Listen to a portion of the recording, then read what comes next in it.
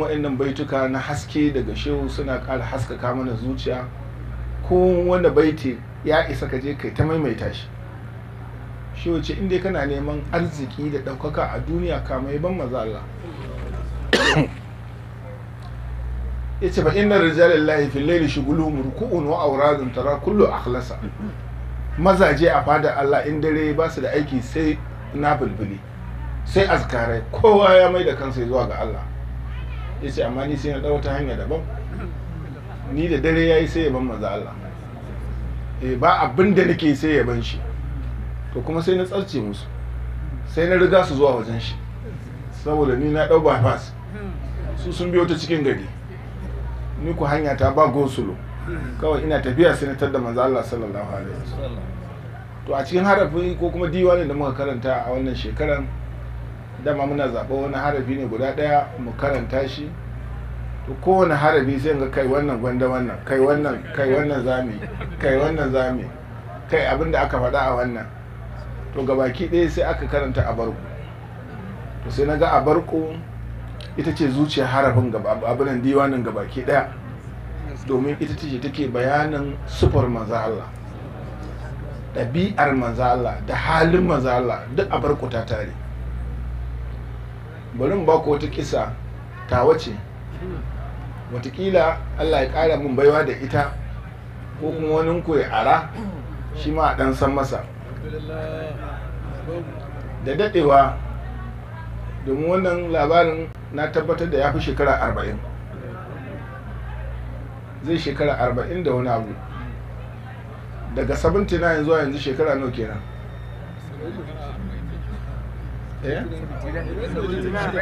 Shekara 46 ko? 79 a wannan shekarar na yi saukar hayatin Islam a gaban Shuman Falol. Na yi saukar hayatin Islam a gaban Shuman Falol. A ƙarshen hayatin Islam akwai fasali na sufofin maza Allah sallallahu alaihi wasallam, kamar yadda ka ji su dinnan. Na karanta su ran da na sauka hayatin Islam, rannan Allah ya nuna mun Annabi sallallahu alaihi wasallama a mafarki. Ina karanta wannan fasalin na hayatul Islam, duk sufa ɗaya in an faɗa sai in ɗaga kai in ga akwai ta, sai in ganta kuwa. Duk sufa ɗaya haka na dinga kanta, yana zaune akan gado ni kuma ina daga ƙasa yana kallo na, har sai da na kai ƙarshen fasalin babu sufar da ban gani a jikinsa. Lokacin da na yi sauka hayatul Islam, Allah ya min wannan tagomashi. Ina roƙon Allah ya maimaita mu.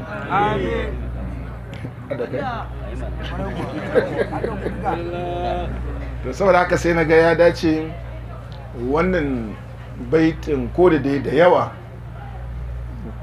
za mu bi sama-sama ne mu dan shashafa shi gwargwadon abin da zai yi, tun da lokaci so muke daga nan kafin 12 ko 12 daidai ya zama na mun yi addu'a mun tashi. Shehu radiyallahu ta'ala anhu, akwai kisoshi da yawa da aka kawo na sufofin manzo Allah sallallahu alaihi wasallam. Akwai kissa ita ummu ma'abadin, akwai kissa ibnu abi hala, akwai kissa sayyidina ali, wa'annan su uku nan su suka fi kowa rawaito sifar manzo Allah sallallahu alaihi wasallam.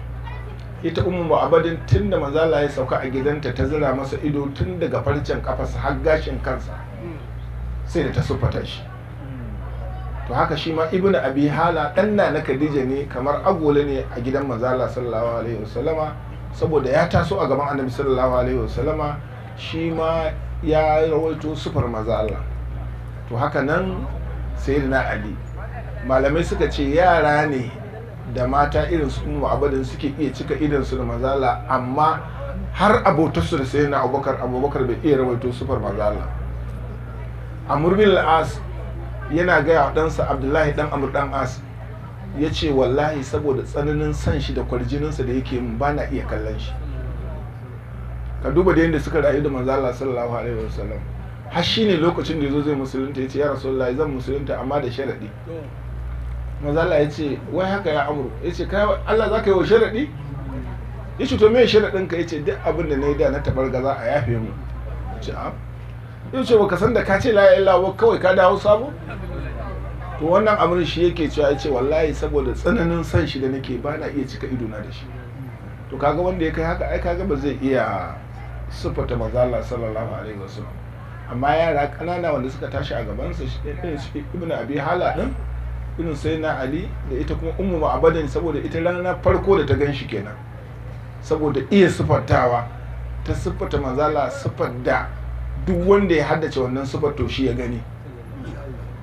Mijinta ta ba labari da ya zo ga gidan ya cika da kanshi, ya ce me ya faru a gidan? Ta ce zauna ka ji labari, wani mutum ne mai albarka ya zo gidan nan, shine a garin suke bikin yau maja a rajulun mubarak. Duk shekara idan wannan ranar ta zo sai garin sun yi biki cewa yau maja a rajulun mubarak. Ta ce wani mutum ne kaji ba wai shi ba, har sufa su sai na Abubakar da yanda yake in sun suke in ya sa su umarni ya ce a yi kaza, gaugawar sadar da umarninsa da yanda suke sun koyar da kai in yana magana, duk ta ba mijinta labari. Mijinta ya ce to ina zaton mutumin nan ne da aka biyo shi daga Maka, an ce ya fito ba a san inda ya nufa ba, ina zaton shi ne wai wuzo nan ya wuce. Ta ce to in ku dai wannan ne to ba alheri bayan ganinsa da kuma rabuwa da shi, mu naɗe kaya kawai mu sheƙa, in ji ɗan ƙwairo. Ya ce mu naɗe kawai mu tashi daga garin ko mu bi shi. Haka suka yi, suka biyo manzo Allah sallallahu alaihi wasallama. Kamar yadda shi yake cewa ya rasulullahi ilaika wa illa farraka lam tasir. Ya ce ko dai a taho wajenka ko a fasa tafiya, babu inda za a kai ni in ba wajenka ba. In dai wajenka ne to zan taho, amma in dai ba wajenka ba ne to a fasa. Radiyallahu ta'ala. To shau yake a bisa wannan kisa ta ibnu abi hala da ta ummu ma'abadin, shau ya hada wannan harafin gabaki daya, harful ayin din nan.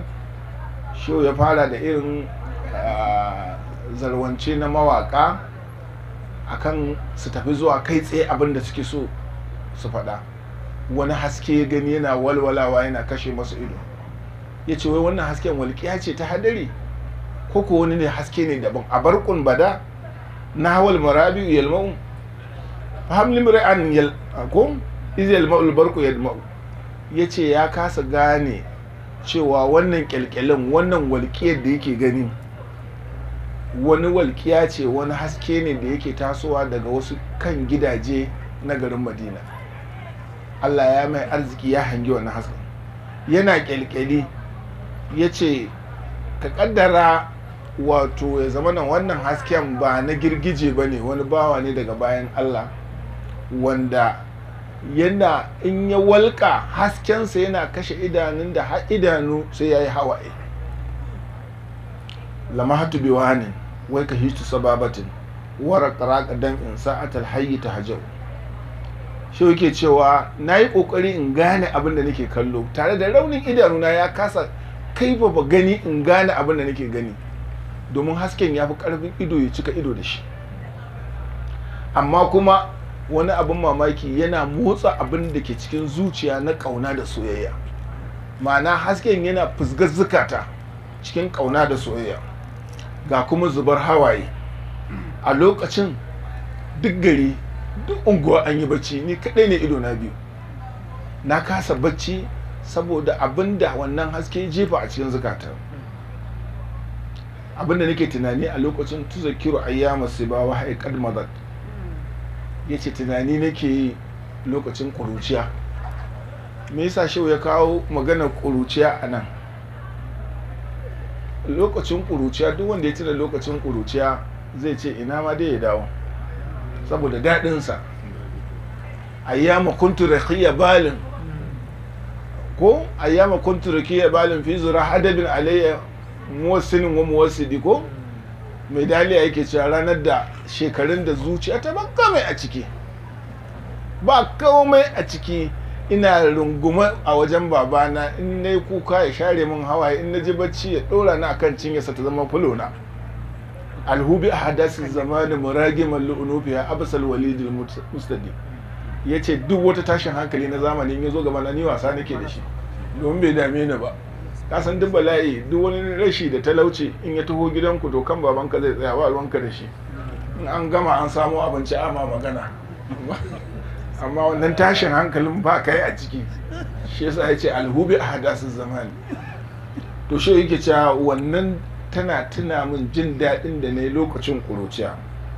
Amma yanzu walan yau ga illa lau'atun wata waje, yanzu ba abin da ya saura sai raɗaɗi da ciwo da damuwa saboda girma ya zo. Sakallahu ardan bil madinati innaha muhaddire halin fi harqiya yarqau.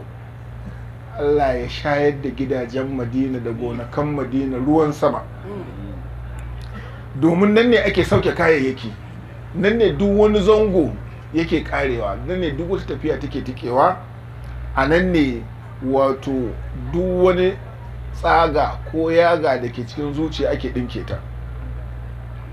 Kowane gari kake nufi ne ya shehu? Ya ce diyaru habibullah. Ina nufin ba garin manzo Allah sallallahu alaihi wasallama wa aminu, kuma shine amintancensa.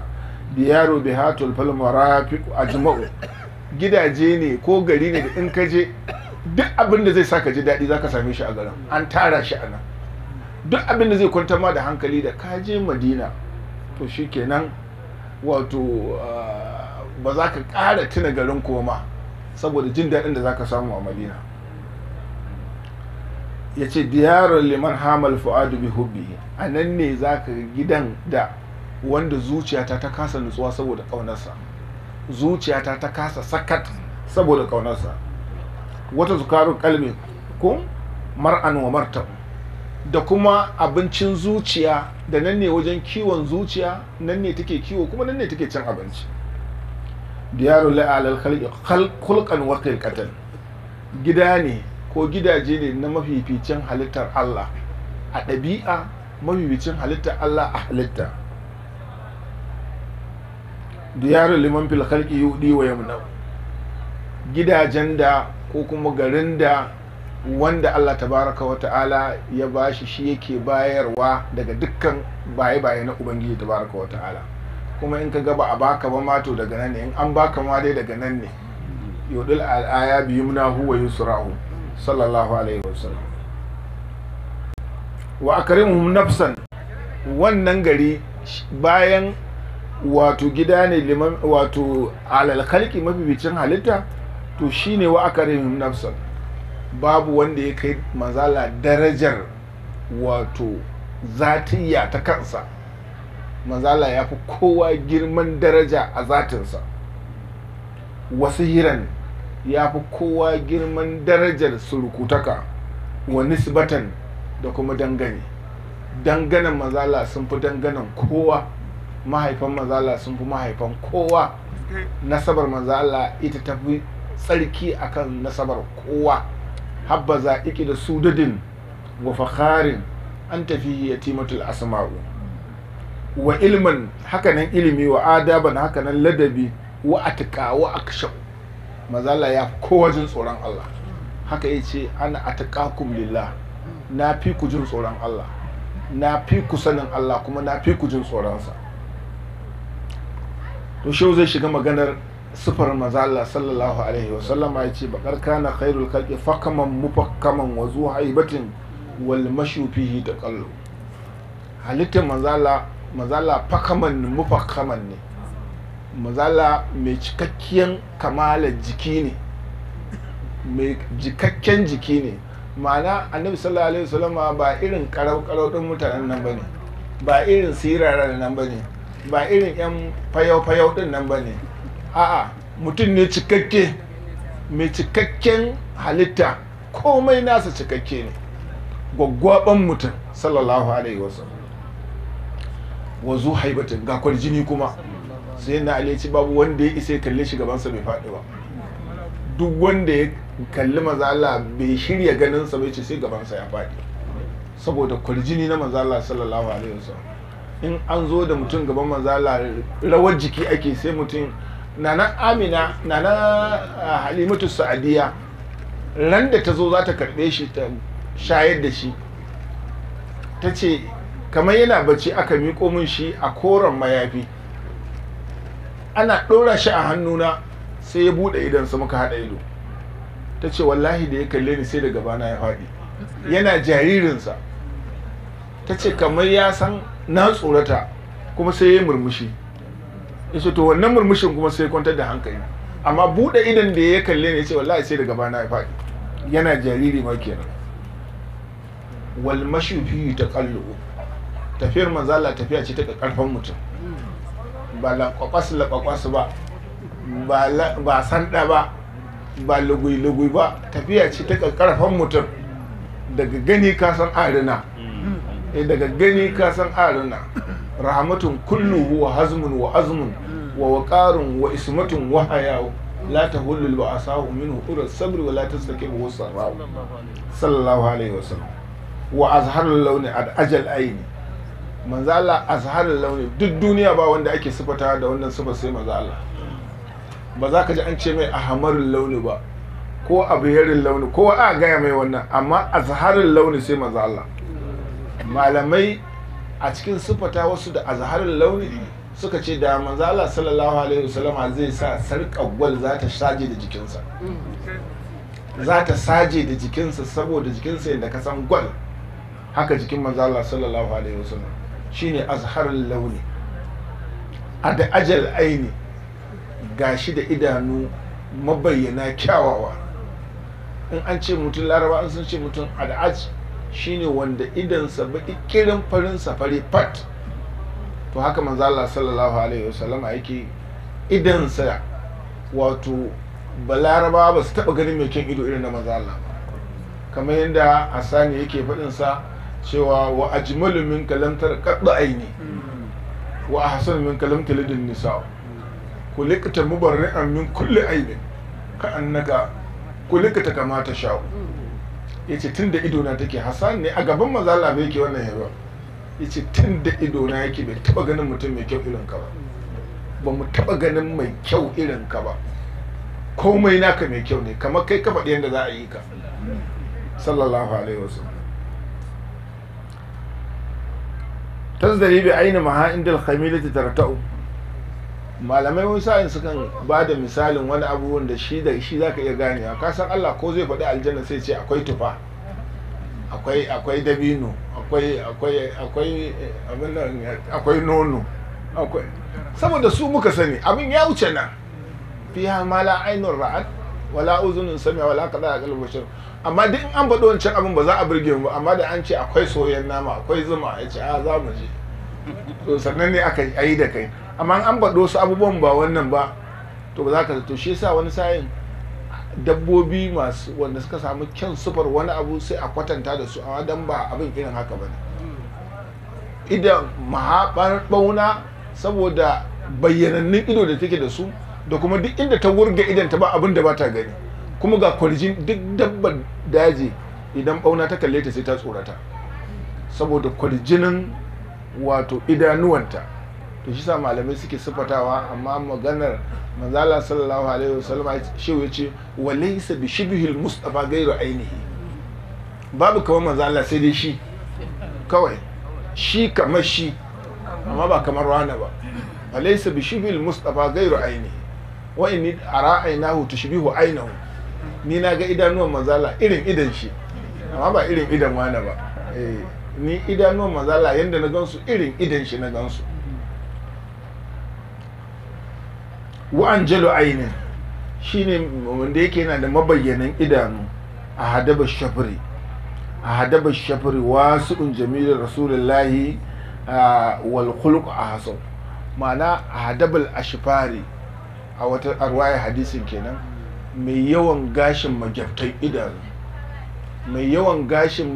idanu wato ko mu a hausa gashin da yake saman ido da gashin da yake jikin ido ya sunansu duk gira muke cewa wancan na saman shine gira to wannan na jikin idon ba an ce gashin ido ba a fasaha ba a faɗa mai sunansa mu a ba gyawasu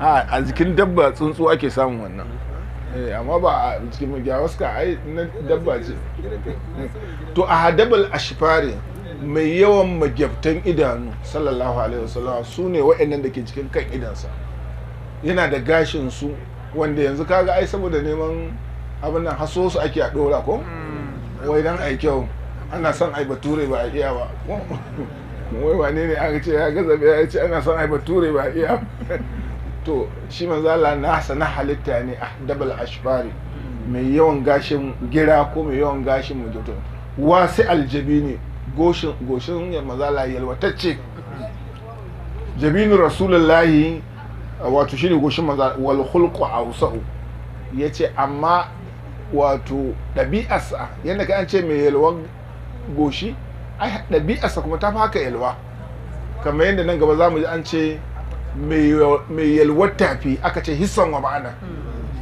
gashi da kyauta gashi kuma da wato yalwar tafin sallallahu alaihi wasallam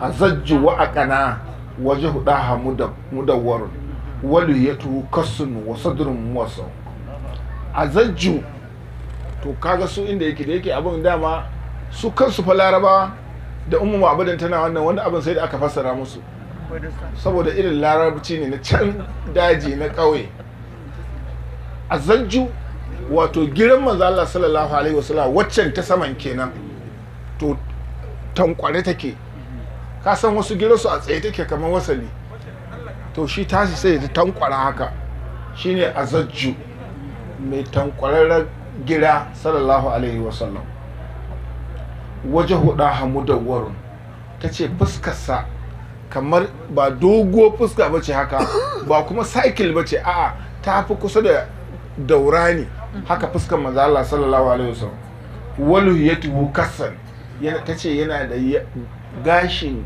gemu mai yawa idan manzo Allah sallallahu alaihi wasallam ya tsaye da fuskarsa yana kallon ka to gemunsa yana rufe wuyansa ba za ka iya ganin wuyan shi ba saboda kaurin gemunsa shine ta ce walu ya tuhu kasar wa sadarun muwassa ugayel wa kirji sallallahu alaihi wasallam waman kibuhu a azim ta ce yana da girman kafadu sallallahu alaihi wasallama wa izamuhu dukamu kasusuwansa gwababa ne ma'ana yana da gwabin kashi ba irin fale-falen mutane bane masu rara karau-karau a daga gani ka san namiji ne shi sallallahu alaihi wasallam waribul qaddi gashi mai matsakaicin tsawo idan ka gan shi ba za ka ce mai dogo ba za ka ce mai gajere ba amma fa in ya jera da dogo sai ya fi dogo tsawo idan an kun yi ku dubu manzo Allah yana zaune a cikin ku to kafadarsa sai ta daga ta kowa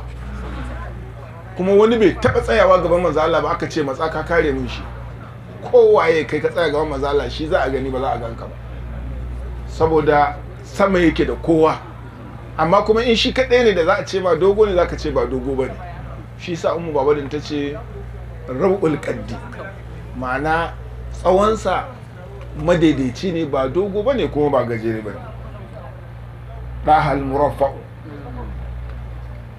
kaza aradun ablun wa ablun zura'u ita ce ga dantsansa da wato hannayensa tsintsiyar hannunsa ta ce dukkansu cikakkun nama ne da su da babban kashi kuma sallallahu alaihi wasallam murahab rahatin mai yalwar tafin hannu hisan wa ma'ana wala nuwaru talma'u kuma duk jikinsa kyalkyali yake saboda haske wasa'ilu a ɓarafin manzala yana da dogayen yatsu zara-zara wa gairu mushazzabin manzala ba gajere ba ne dukus shi sa ta ƙara tunda magana ce ta waƙe shi sa shi yake kawo haka amma a hadisin za a ga a lokacin da ake magana tsawonsa take magana gairu mushazzab shine dan dukus wanda ba dogo ba manzala shi kuwa ba gajere ba ne azimu karadisi mai girman kafaɗu ko kuma mai girman kasusuwa sallallahu alaihi wasallama min alkalki alfa'u yana mafi ɗaukaka akan halitta ga baki ɗaya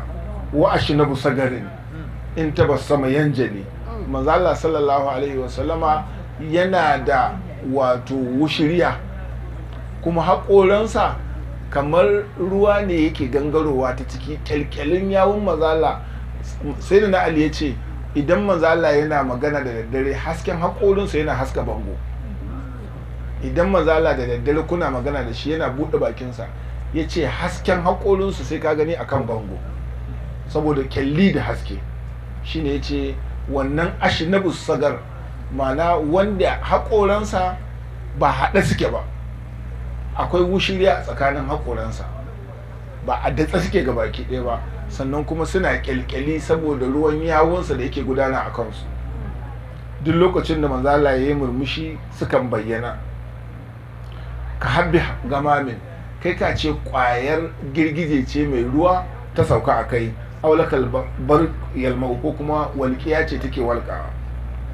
Wahamatuhu uzma, manzo Allah yana da yalwataccen kai. Ka san ɗan ƙanƙanin kai akwai matsala. Manzo Allah kansa mai yalwaci ne, shi yasa ya ce wahamatuhu uzma, yana da yalwataccen kai sallallahu alaihi wa sallama. Lisha'arin tarajjulin, yana da gashi murajjal, wato gashin annabi sallallahu alaihi wasallam dan wofin yaron nan da yace wai ana duba kwarkwata, to Allah ya maida mai kwarkwata a jikinsa. Allah ya sa ita za ta kashe shi. A tarajjul idan za ka riƙe gashin manzo Allah ka cika hannunka da shi, ka dinga sakinsa ɗai zai dinga sauka, biyu ba za su sauka gaba ki ɗaya ba, saboda yadda suke a rarrabe. Mazala dan ya koya mana tsafta yana yin kum.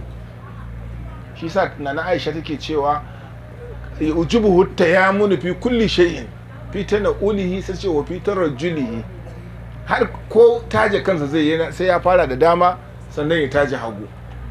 Mazala sallallahu alaihi wasallam da yana yaran sama ya kwanta cikin yara si bacci, amma zai tashi ba kwantsa a idansa, ba yawan bacci a bakinsa, fuskarsa bata kumbura ba irin kumburin da na ka tashi daga bacci, kuma ta ce kansa kullun shafe yake da mai yana kyalkyali, kullun shafe yake da mai. To wannan kan yaushe za a samu wata kura a jikinsa balantana ma a abin nan.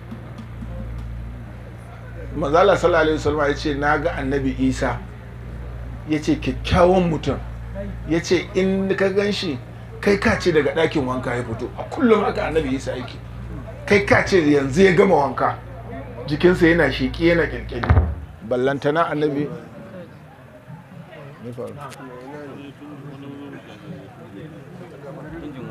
La ilaha illallah, la ilaha illallah, la ilaha illallah, la ilaha illallah. Ai ga wuta can a jiki shi.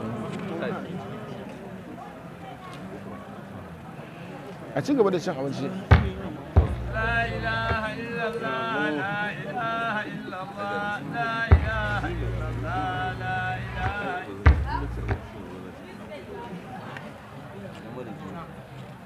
Allah, la ilaha illallah, la ilaha illallah, la ilaha illallah. Ka dauko shi shi buga mai me ka ai bai ba. La ilaha illallah, kana yi wannan?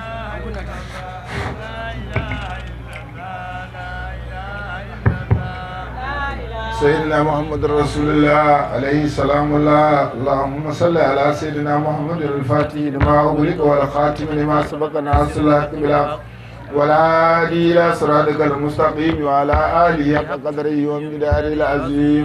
سبحان ربك رب العزة عما يصفون وسلام على المرسلين والحمد لله رب العالمين.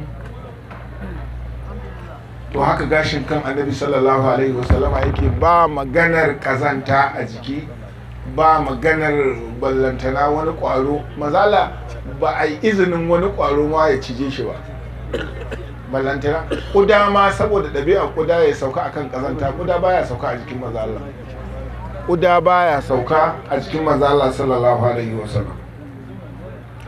Sannan sai shehu ya ce wa kafiru ɗarfin, manzala mafi yawancin ganinsa ƙasa yake kallo. Manzala saboda kunya ce ta sa manzala sallallahu alaihi wasallama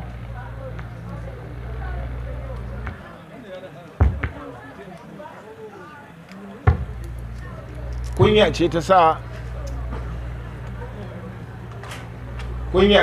annabi sallallahu alaihi wasallama mafi yawancin kallonsa ƙasa yake kallo.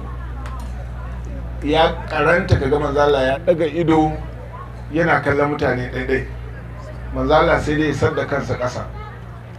amma in zai kallo yakan yi kallo da gefen idansa.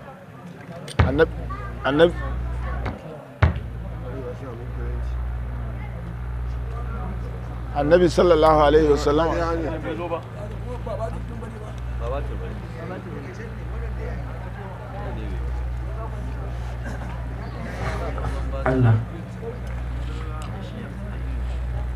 Annabi sallallahu alaihi wasallama kallonsa ƙasa ne shine wa khafiru ɗarfin.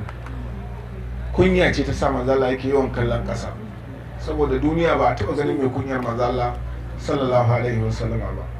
Kuma sannan wani sa'in an zauna yana hira da mutane kamar yadda zamu ji, in an yi abu ya ba manzala dariya, to in manzala yana dariya sai ya rintsa idan shi, sai ya rintsa idan sai sar da kansa ƙasa, to abu ya ba shi dariya da yawa kenan. Amma bai taba kyakyata dariya ba, amma yana yin murmushi wani sa'in har ya bude bakinsa a ga haƙoransa, wani sa'in kuma sai ya rintsa idan shi, abin wato ya ba shi dariya kenan. Irin na abubuwan da na sha baku labarin wani dan barkwanci, irin yan barkwanci na namun ko na wannan zamani, akwai su a zamanin manzo Allah sallallahu alaihi wasallam, comedy ake cewa ko. Wani mutum ne manzo Allah sallallahu alaihi wasallama ya aike shi tare da sai na Abubakar da wani mutum, ya aike su wani gari da shi wannan dan barkwancin aka aike su. Shikenan suka yi ta tafiya, guzuri yana hannun ɗayan, sai na Abubakar ya ce to kai rike wani guzuri, shi dan barkwancin ba ba shi guzurin ya rike ba. Da aka je wani gari zango daga gefen garin, sai suka zauna, sai na Abubakar ya ce bari in shiga garin nan, kasan khadimu sayyidul qawm khadimu, me yakon su siyo sai na Abubakar hidima, sai na Abubakar sheke musu hidima. Sai na Abubakar sai ce ku zauna, zan shiga garin nan in tambayo mana hanya ko in tambayo mana abin da muke nema. Da sai na Abubakar ya tafi, sai shi wannan dan barkwanci sai ya ce wa abokin da ni yunwa nake ji, fito mana da guzurin mu in ci. Sai ya ce a ka bari Abubakar ya dawo. Sai ce a yanzu ina jin yunwa ga abinci kuma ka ce sai ya dawo sannan za mu ci, dama ba namu ba ne? Ya ce eh namu ne, amma tun da shi ne shugaba ba za ka ci ba sai ya dawo. Yayyai da shi ya ƙi ya ce to shi kenan, sai ya banza da shi, sai ya tafiyarsa, sai ya shiga cikin gari. Kawai sai ya zo sai ya samu wasu mutane, sai ce da Allah bawa gare da na sayarwa, ko za ku saya? Wani irin bawa ne? Sai ce a balarabe ne. Ce balarabe? Ka san bawa balarabe ya fi tsada. Ya ce balarabe ne. A to muna so. Ya ce a ci to nawa za ku saya? Ce a ba mu gan shi ba. Ce a ba sai za ku yi ba kenan, inda kuna so. Ya ce a mu ba za mu baka ba sai mun gani, amma mun yadda za mu saye shi kaza. Sai ce to da sharaɗi, kun san ba kasafai akan samu balarabe bawa ba, taurin kai ne da shi, da kyar na mallake shi. Yanzu in mun je jan shi ma cewa zai shi ba bawa ba ne. Saboda haka sai in kusan za ku iya rike shi, in kusan ba za ku iya da shi ko mun kayana daga nesa na taho da shi. Suka ce ai duk taurin kansu za mu iya da shi. Yana zuwa sai nuna wannan abokin da bai ce ga yana menene, kawai sai ka sun zaro igiya ana neman a daure shi. Aka kawo kuɗi aka ba wancan. Ha ya ce malam mun saye ka. Waye sai da ni ba bawa ce ai dama ya gaya mana kana taurin kai. Kawai sai ya daure shi, sai suka daure shi, kawai suka kama suka zai shi, kawai shi kuma ya soke kudinsa, kawai ya zaro abinci ya kama ce. Sai na muka zo yana zuwa sai ya ce ina wani? Ya ce ni ma musan inda ya dai nan wajen, bai gaya ma inda za shi ce ni bai gaya mun ba, ya yi tafiyarsa. Sai na baka saboda ya san halinsa sai ce kai, ya ce ina ya ce nan wajen, sai ya bi sawu. Yana zuwa sai tadda mutumin nan a daure. Kai ya aka yi haka? Ya ce ai bawa mu ne. Ya ce waye sai da muku shi? Ƙarshe dai sai na Abubakar ya warware ciniki ya dawo. Me yasa kai haka? Ya ce abinci na ce ba ne ya hana ni, shi yasa na sai da shi na ce abinci na zuba gashi na ci na koshi ba. To wannan kisa duk da aka dawo Madina, manzo Allah sai na Abubakar ya gaya mai abin da ya faru. Manzo Allah sai da ya rintsa idan sai sun koyi da kai yana dariya, saboda ya san arin na dama, saboda ya san halin wannan. To manzo Allah yakan rintsa ido idan abin dariya ya same shi, yana yin dariya saboda ya zama ɗaya daga cikin mutanensa sallallahu alaihi wasallam.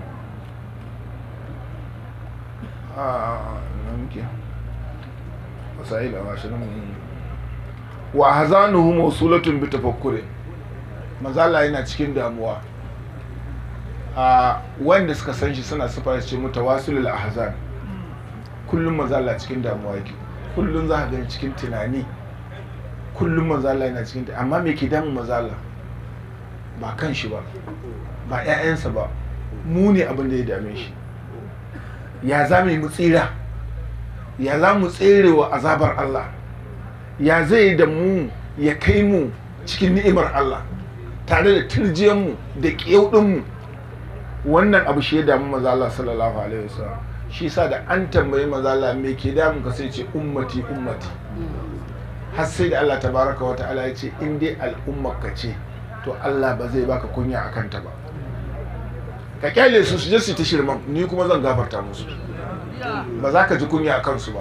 Ba dai laifukan su kake tsoro ba, to shikenan ni kuma za su gamu da ni ubangiji mai yawan gafara saboda kai.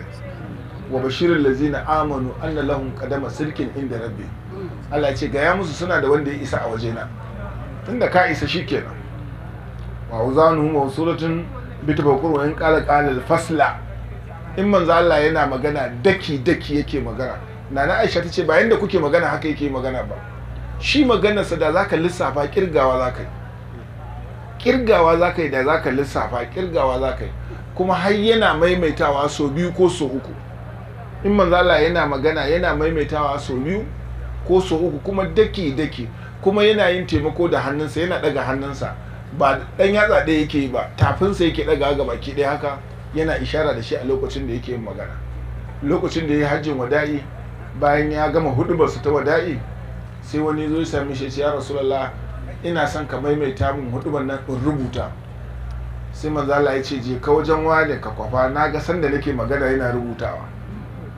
Saboda manzo Allah idan yana magana mai rubutu ba zai wahala ba, domin wa in qala al-fasla, in zai magana daki daki yake. Kuma na Aisha tace sai ya maimaita so biyu ko so uku. Shi yasa kaji hadisansa ake kawo da a haddace, saboda ya san haddacewa ake sallallahu alaihi wasallam. Kuma wal haqqa yarju, kuma magana ce ta gaskiya duk abin da manzo Allah ya faɗa. Wa yanzuru lahazan, yana kallo wani sa'in da gefen ido. Wa hawal al-ard galiban, amma kallon kasa yafi yawa. Ya suku sahaban, in yana tafiya sahabansa ne a gaba, wal mala'iku tatba'u, mala'iku kuma suna bin sa a baya. Yana cewa kallu wa ra'ilil mala'ika, ku bar bayana mala'iku su biyo bayana. Domin in kana bin manzo Allah a baya sai dai ka dinga gudu, saboda tafiyan maza yake karfafa, tafiyar sadaukai yake, ba lakwas ba. A saboda haka in kana son tafiyar ka ta zama daidai da shi, sai dai ku yi gaba shi ya biyo baya sallallahu alaihi wasallam. Wajidu rasulullahi shibiyu dumiyatan idza farraqa al-ash'ar yabdu wa yalma'u. Wuyan annabi sallallahu alaihi wasallama kai ka ce wuya ne da aka zana shi, aka dire shi, aka kera shi. Kai ka ce wuyan wato irin dumiya din nan, kamar wato yar tsana da aka yi ta musamman idza farraqa al-ash'ar. Gashin manzo Allah idan ya raba shi biyu, wani ya sako ne min so, to nan ne za a ga wuyansa. Amma in bai raba shi biyu ba, to daga baya gashi yana rufe wuyan, daga gaba kuma gemu yana rufe wuyan. Wakan lu'lu'il makanuni, yace kai ka ce irin lu'lu'in nan ne wanda yake cikin kwansan shi ma ba a fasa shi ba. Wal misku arqu, yace arqu gumun manzo Allah sallallahu alaihi wasallam kalli kamar lu'lu'i, kanshi kuma kamar almiski. Yace kaifa rasulullahi lam ya haza majma'u, irin a ce ga wani irin manzo Allah ya tara abinda manzo Allah ya tara ba a taba yi ba, ba a taba gani ba sallallahu alaihi wasallam.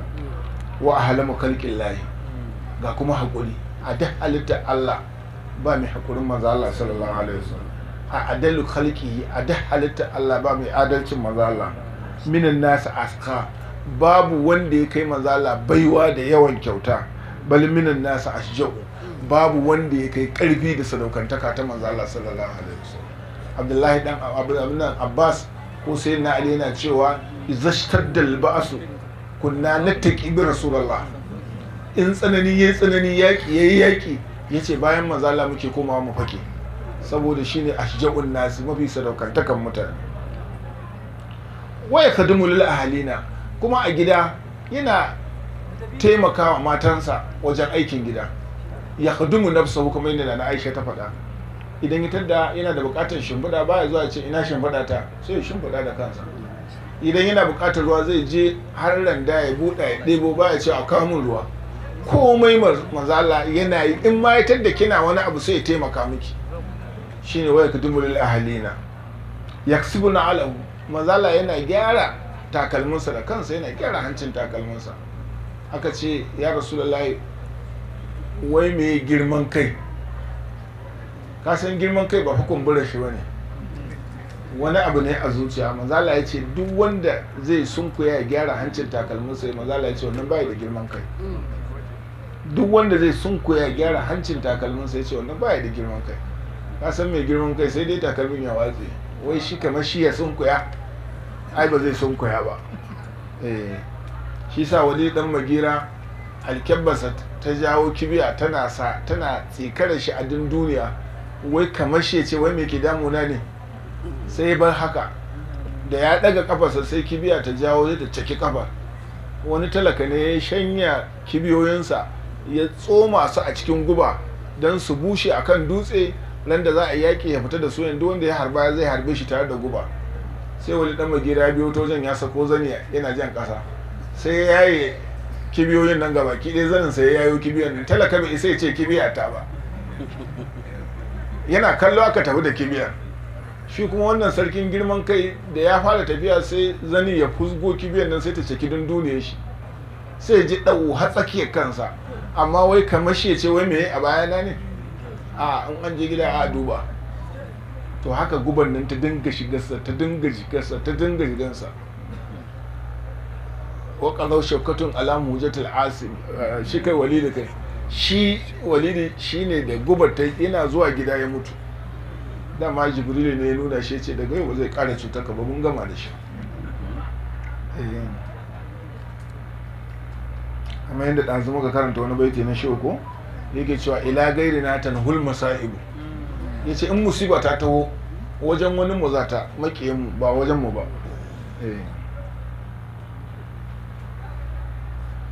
Wai ka dau ilhaman, manzo Allah gashi da karamci da girma, hatta kai a gida sai ya zauna ana yanka naman miya da shi, baya da girman kai.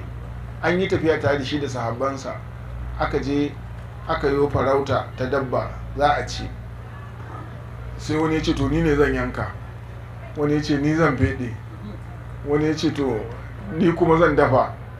Shi manzo Allah ya ce to ni kuma ni zan yi itace.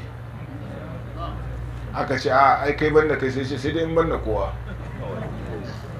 sai dai in banda kowa. Wani ce alayya zabuha, in ji wani ya ce alayya salquha, wani ya ce rana na je wajen shi mun gama gaisawa na yi sallama zan tafi, sai ce mu je in raka ka. Sai na ce a aka makalla, sai to shikenan, sai ya shi na zauna amma da sharadi. Sai na ce mai meye sharadin? Ka bani abin da na raka za a bani. Sai na ce a ban da shi, to shi baka da iko ka hana ni. Ya ce sai dai in za ka bani abin da in na raka ka za a bani. Na ce a ban da shi, to baka da magana, sai ka bani raka ka.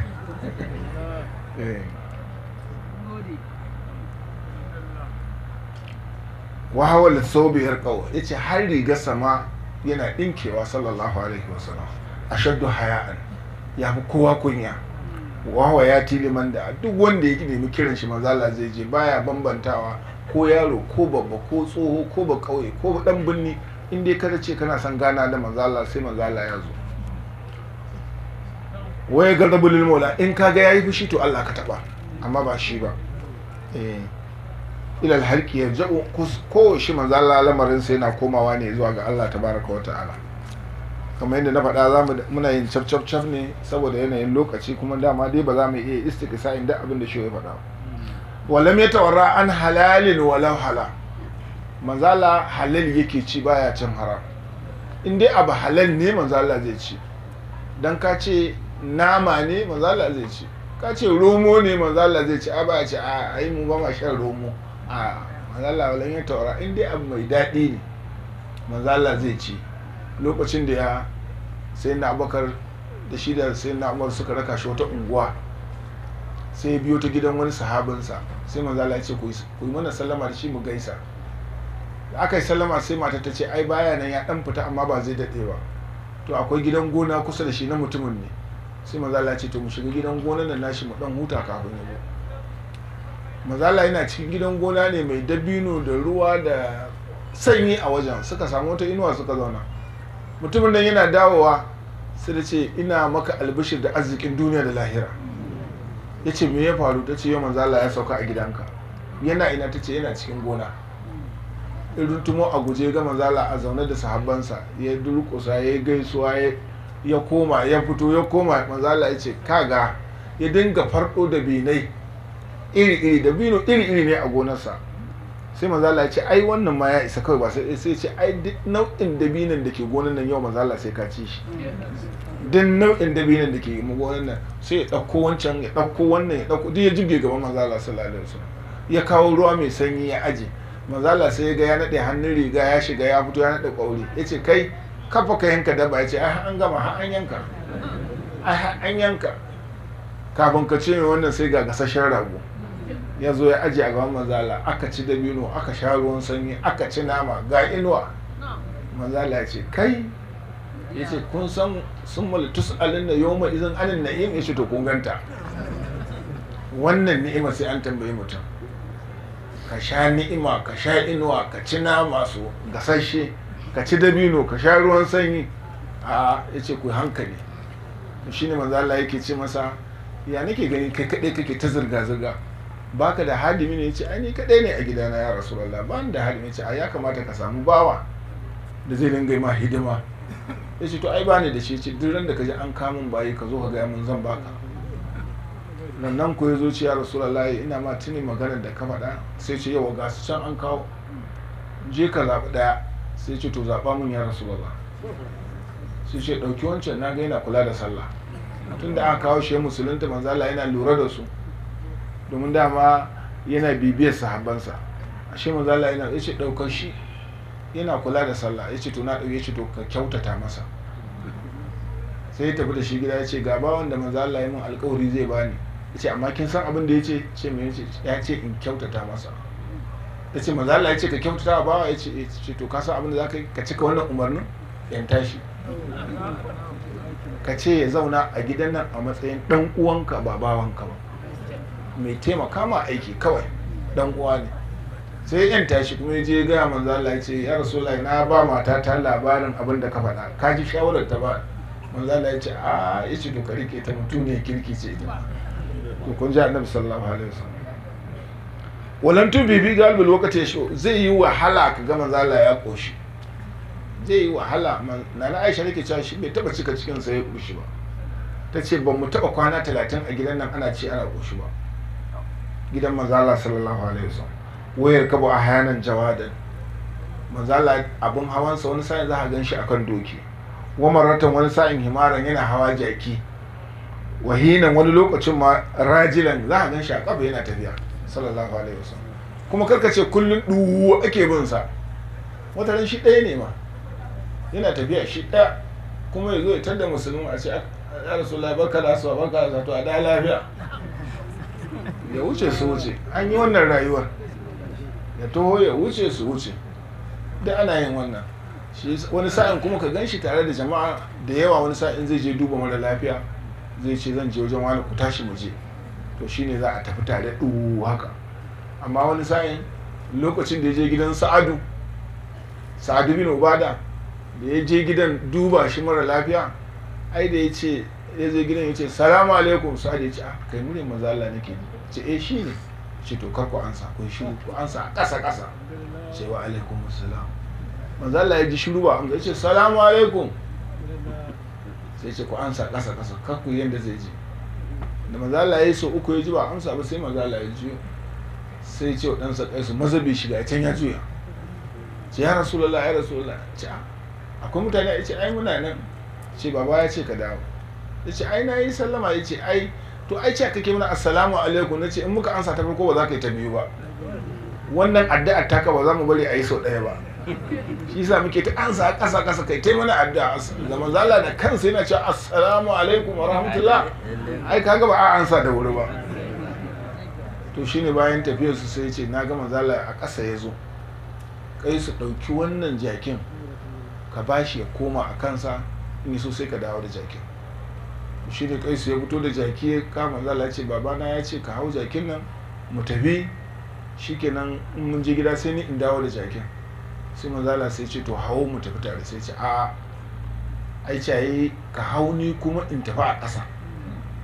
Sai manzala ya ce a ko dai ka hau ko ka koma, in ba ka son hawa to ka bari sai ka daidaici na je gida sai ka taho ka karba, amma ba zan mu yi tafiya ba kan ina kan jaki kai kana ƙasa kana bi na. Sai ce to shikenan zan hau.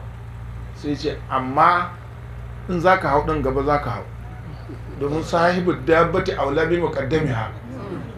Yace jakin ai nako ne, kai ya kamata ka hau gidan gaba, mai mota shi ya kamata a gan shi a gidan gaba, wai munan sai mutum ya koma. Shi yanzu za a ga sarakunan Saudiya da na Laraba ba sa hawa gidan baya, a gidan gaba ake jan su a mota, saboda amfani da wannan hadisin sahibu dabbati aula bi muqaddamiha. Munan turawa suke koyo zai su hau gidan baya, manzo Allah ya ce mai dabba shi ne a gidan gaba, mai dabba ya koma gidan baya. Lokacin da sai na Abubakar zai raka Usama tafiya yakin ramar abin da aka yi a yakin Mutata, ai Usama ya ce sai na Abubakar hau, ya ce a ba zan hau, kai za ka hau ne in mazagi. Sai ce wallahi sai ka hau. Abubakar ya ce wallahi ba zan hau ba, ya ce wallahi sai ka hau, ya ce wallahi ba zan hau ba. Saboda Abubakar gashi shine halifa na manzo Allah, amma Usama ya ce bai kamata mu yi tafiya ni ina kan doki kai kana ƙasa ba, kai ma a baka doki ka hau. Sai ce a kai ne akan doki ni kuma a ƙasa, wannan ya rantse wannan ya rantse, aka rasa to wa zai kafara a ciki. Usama ya ce to anan ma dai ni ne dai zan yi, ni na yadda in yi kafara, saboda haka hau ɗin. Sai na Abubakar bari tafi a ƙasa ɗin kai, saboda sai na Abubakar yana kunyar ya sa sai na Abubakar yin kafara. Sai shi to ni na ɗauki kai kafara, ka fasa hawa ɗin tafi a ƙasar ni ina kan doki. Sai da aka yi tafiya kwana 3 da sai na Abubakar a ƙafa, Usama yana kan doki. Usama ya yi kafarar rantsuwar da ya cewa wallahi sai na Abubakar sai ya hau kan doki. Rajilan ya taƙallau kazalika fil mabusi wa tibu fa'ihun yujalisu aqwaman wala suwatu tarfa'u. Kazalika fil mabusi, haka nan a abin sawa manzo Allah yana tsakaitawa a cikin kayan sawa. Mabiyancin rigar manzo Allah sallallahu alaihi wasallam irin ta kowa, mayafi ne guda ɗaya zai ɗaure shi akan kafaɗarsa, hannayensa da kafaɗinsa nan a waje. Mabiyanci kuwa kowa, Abu Hurairah yake cewa mun taɓa raka shi unguwa mu 70, shi kaɗai ne mai mayafi biyu, ɗaya a ƙugu ɗaya a kafaɗa shi, amma dukkan mu a ƙugun mayafin mu yake a tuɓe kamar za su wanka, duk a haka suke. To mafi yawancin riga manzala, amma ranar Juma'a manzala yana sa manyan kaya, yana sa alkyabba, yana yin naɗi, kuma bayan ya yi naɗin kuma ya yafa wani mayafi akan naɗin, kuma ya riƙe sanda. Ranar Juma'a ko ranar Idi ko ranar da aka yi baki, manzala yana yin wannan. Ana kawo masa riguna masu kyau, amma manzala ba kasafe yake sa su ba. An taba kawo mashi wata riga, wato kyauta daga wani sarki, riga kasaitacciya isasshiya. Manzala ya shiga gida ya sako rigar nan, yana fitowa masallaci kowa kuma ido sai ya kawo akan manzala, ga kyau kan kyau. Manzala da ya ga haka sai ya koma cikin gida, sai linke ta ya ajiye ya sako barbansa da ya saba. Shikenan kawai sai ya linke ta, sai ya kirawo Jafar wansa yana da, sai ba shi ita, saboda ya ga ya ɗau hankalin mutane. Shi kuma manzala baya san haka, ya fi so ya saje da mutane. Ranar Juma'a malam Jafaru ba sai zabgo ta ba, shikenan duk masallaci kuma sai ya koma kansa. To ya san shi Jafar ɗan kasuwa ne, mai kuɗi ne, yana yawo gari. Sai manzala ya ce ya ka saka, ya ce kai baka ba ni, ya ba zan saka ba. Sai ya ce ai so nake sai ka fita can wajen abokan kasuwancin ka saka, kar ka saka mana nan, ka dinga saka in ka fita can wajen abokan kasuwancin ka, amma munan kar ka sa mana ita. Sallallahu alaihi wasallam. Wa ɗibu fa'ihun, ga ƙanshi ko da yaushe na tashi a jikin manzo Allah sallallahu alaihi.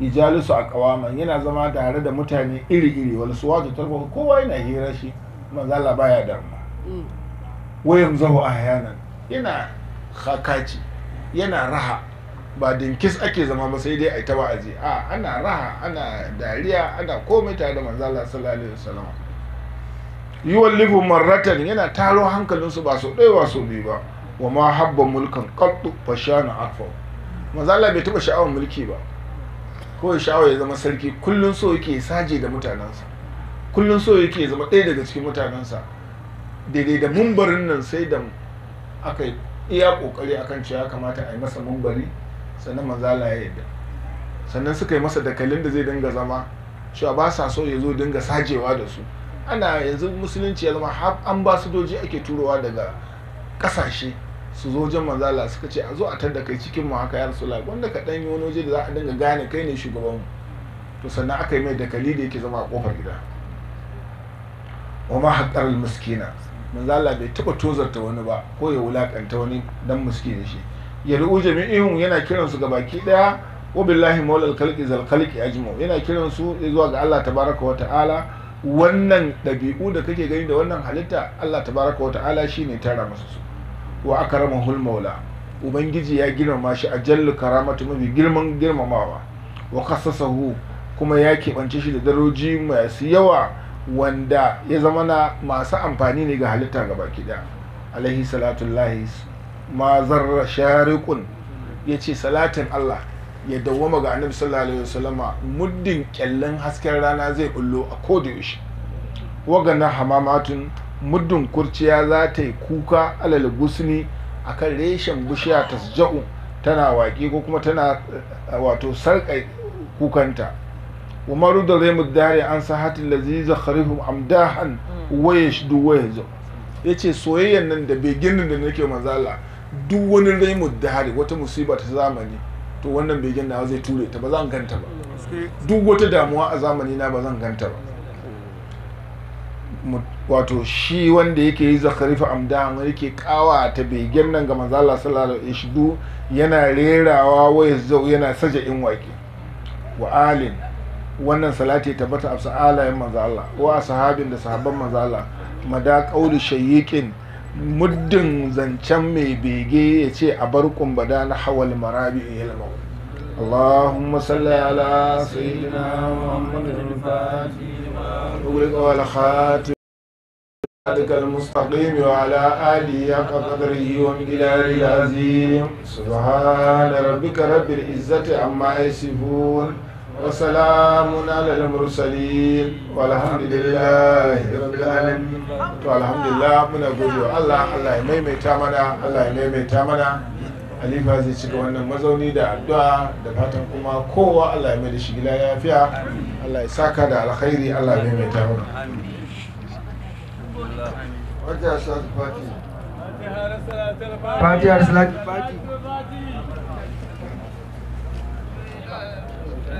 wannan jama'a da muka yi Allah ya sa amfani dukkan abin da aka faɗa mana Allah san da koyi da shi amin annabi sallallahu alaihi wasallam Fatiha amin Salat Fatiha